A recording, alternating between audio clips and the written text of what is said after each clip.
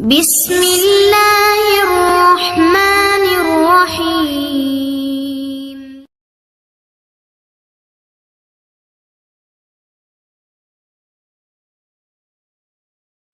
الحمد لله رب العالمين، والصلاة والسلام على أشرف الأنبياء والمرسلين نبينا محمد وعلى آله وأصحابه أجمعين وعلى من تبعه بإحسان إلى يوم الدين. أما بعد.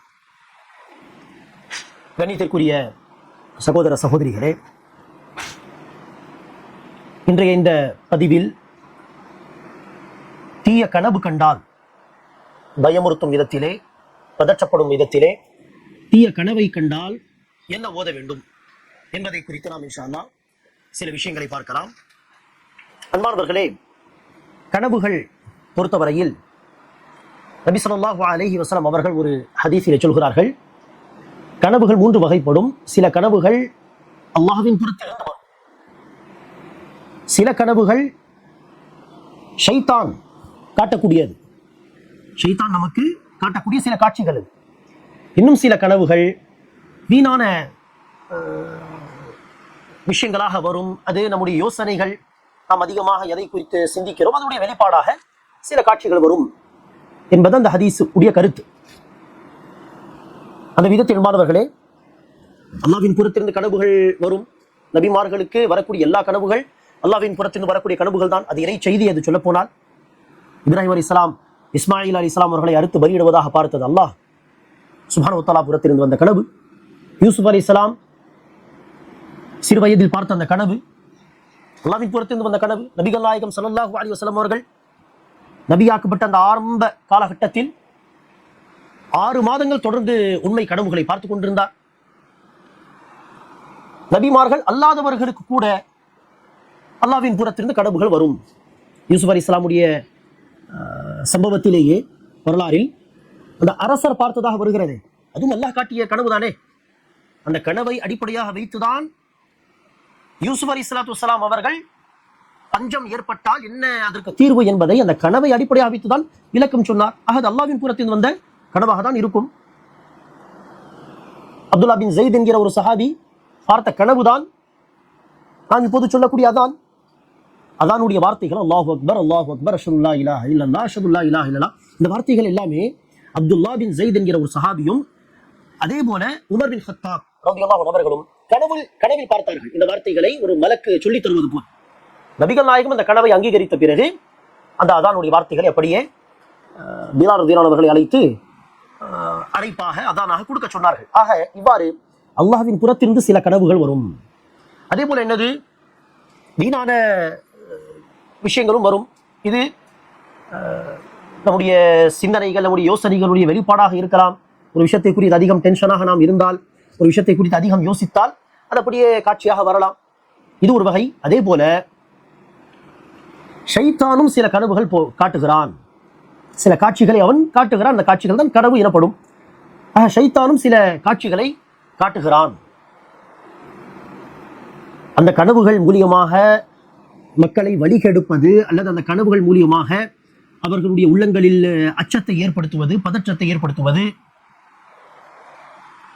இவ்வாறாக ஷைத்தானுடைய கனவுகள் பல விதம் இருக்கலாம். அந்த வகையில் அன்பானவர்களே, உதாரணத்திற்கு நவுதுபில்லா விபச்சாரம் செய்வது போல் காட்சிகள் கண்டால் அது ஷைத்தானுடைய கனவாக இருக்கலாம்.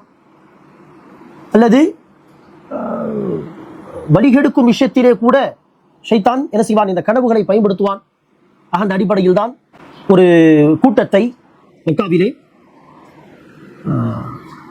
அவர்கள் ஜுஹைமான், அநேகமாக அந்த கூட்டத்தின் பெயர் இந்த ஹபீலா அல்லது கூட்டம், கோத்திரம் ஜுஹைமான் என்று, அவர்கள் தமக்கு மத்தியில் ஒரு நபரை மஹதி அலைஹிஸ்ஸலாம் என்று அறிவித்து அந்த நபரை எல்லோரும் மஹதியாக ஏற்றுக்கொள்ள வேண்டும், இல்லை என்று சொன்னால் நாங்கள் ஏற்காதவர்களை கொலை செய்வோம் என்று மக்காவிலே அல் மஸ்ஜிதுல் ஹராமிலே நினைச்சார்கள். பெரிய குழப்பத்தை ஏற்படுத்தினார்கள். காரணம் என்ன என்று விசாரித்தால் பல பேர் அவர்களுக்கு மத்தியில் உள்ள ஒருவன் தான் மஹதி என்று கனவு பார்த்தார்கள். இது ஷைத்தானுடைய கனவாக தான் இருக்கும். இப்படி அல்லாதவர்களே, ஷைத்தானும் சில கனவுகள் காட்டுவான், சில காட்சிகளை காட்டுவான்.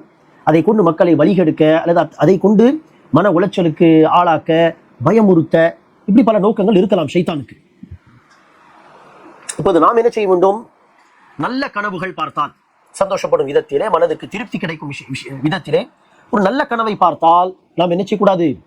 அந்த கனவை யாரிடத்திலும் சொல்லக்கூடாது. ஆம், யார் நம்மிடத்தில் மிக பிரியமானவராக இருக்கிறாரோ, குறிப்பாக அவருக்கும் நாம் பிரியமானவர்களாக இருக்கிறோமோ, அத்தகைய மக்களுக்கு மாத்திரம் அந்த நல்ல கனவை என்ன செய்யலாம்? அறிவிக்கலாம்.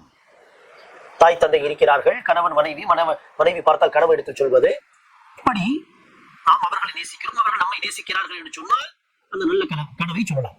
ஏன் இப்படி ஒரு சட்டம் என்று கேட்டால், நம்முடைய விஷயத்தில் பொறாமைப்படுகின்ற மக்களுக்கு அந்த கனவை சொல்லி அவர்கள் பொறாமைப்பட்டு ஏதாவது ஒரு தீங்கு ஏற்பட வாய்ப்புகள் இருக்கும். அதை தவிர்ப்பதற்காக தான் எல்லாரிடத்திலும் சொல்லக்கூடாது. பொறாமைப்படாத, மாறாக சந்தோஷப்படுகின்ற மக்களிடத்தில் சொல்ல வேண்டும். யூசுப் அலைஹிஸ்ஸலாம் கனவு பார்த்தார்கள். சூரியன், சந்திரன், 11 நட்சத்திரங்கள் சஜதா செய்வதாக யாக்கூப் அலைஹிஸ்ஸலாமிடத்தில் சொன்னார்கள். அதற்கு யாக்கூப் அலைஹிஸ்ஸலாம் என்ன சொன்னார்? இந்த கனவை யாரிடத்திலும் சொல்லாதே. ஆனால் சிறுவர் தன்னுடைய சகோதரத்தில் சொல்லிவிட்டார்கள். அவர்கள் பொறாமைப்பட்டார்களா இல்லையா?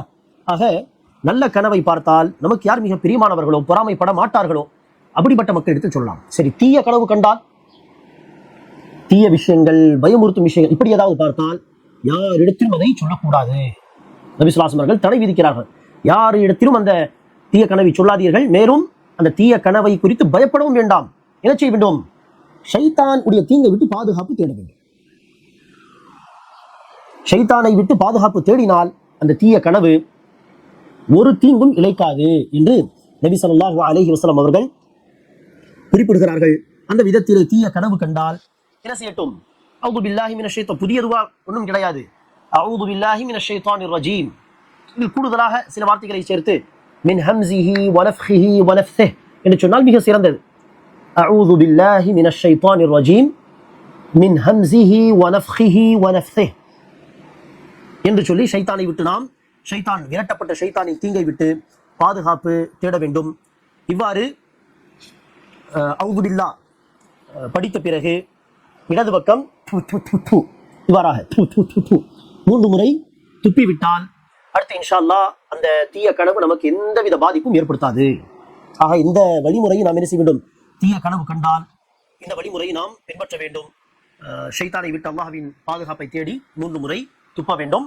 அல்லாஹ் சுப்ஹானஹு வ தஆலா அந்த தீய கனவிலிருந்து, தீங்கிலிருந்து பாதுகாப்பான் என்கிற முழுமையான நம்பிக்கையோடு அல்லாஹ் சுப்ஹானஹு வ தஆலா அனைவருக்கும் நபிகள் நாயகம் ஸல்லல்லாஹு அலைஹி வஸல்லம் அவர்கள் காட்டி தந்த வழிமுறையை வாழ்க்கையில் ஒவ்வொரு பகுதியில், ஒவ்வொரு துறையிலும் நபி வழியை பின்பற்றி நடக்கக்கூடிய பாக்கியத்தை தருவானாக. ஆமீன். அஸ்ஸலாமு அலைக்கும் வரஹ்மத்துல்லாஹி வபரகாத்துஹு.